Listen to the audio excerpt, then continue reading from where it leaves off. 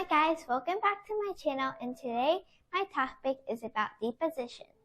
Deposition on our earth is very important for our land because it gives farmers the fertile soil we need for growing food and crops. There are main types of deposition, and the deposition is the process of dropping down sediment from one place to another. The first type of deposition is water deposition. This is one of the most important types of deposition because water deposition will allow the soil to travel from one place to another. When a river first starts out, it will have a lot of erosion because pebbles from large to small and tiny minerals will eventually flow off into the river. Then as the river gets older, the river will start to deposit these little rocks, causing deposition. Huge boulders will start to deposit first because the boulders are denser.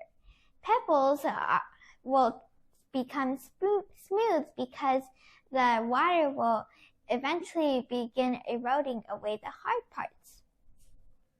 Sometimes as the minerals go in and go out, they will turn into a whole different type of chemical because the water changes it. This shows a picture of a beach, and deposition is happening because soil is transferred from one place to another. So this ancient beach has become a patterned sand. Geologists will take samples of the sediment so they could easily track down what fossils and animals were living during that period and if the soil conditions were great for living. During these times, geologists will collect samples in long pools and estimate how thick the soil is and how solid it is. This will help them find out a lot about the Earth's past history.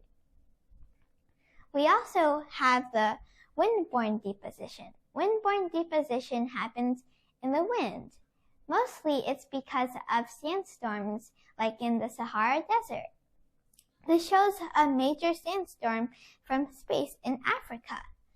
An example of huge sandstorms are from Sahara. Once Sahara had a huge sandstorm and the sand was caught blowing all the way across the Atlantic Ocean on the opposite side of the world.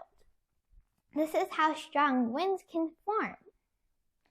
And this picture is a picture of a sand dune.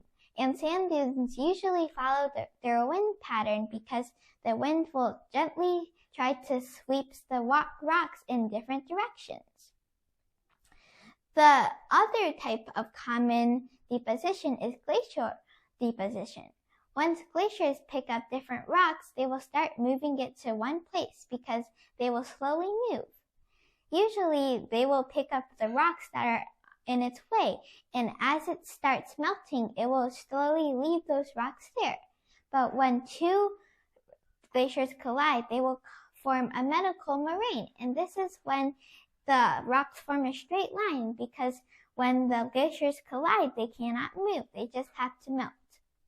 This is an example, and there's a long trail of rocks left behind from the glaciers. The last type of deposition is volcanic deposition. Volcanic deposition happens when volcanoes erupt.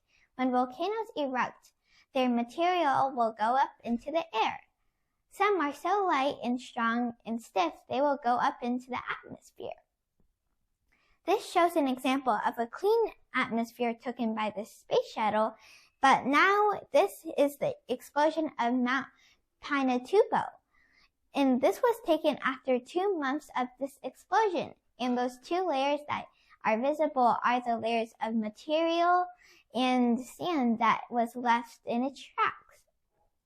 Eventually, though, these materials will usually flow off onto one of the poles because since the poles are magnetic, they will pull those sediment particles to the ground. Proof is that scientists have found these chemicals from mountains from deep inside the cores. I learned a lot about deposition, and I hope deposition keeps turning well in our country because this is very important for farmers and crops. Thank you for listening, and I hope you subscribe and like to my channel.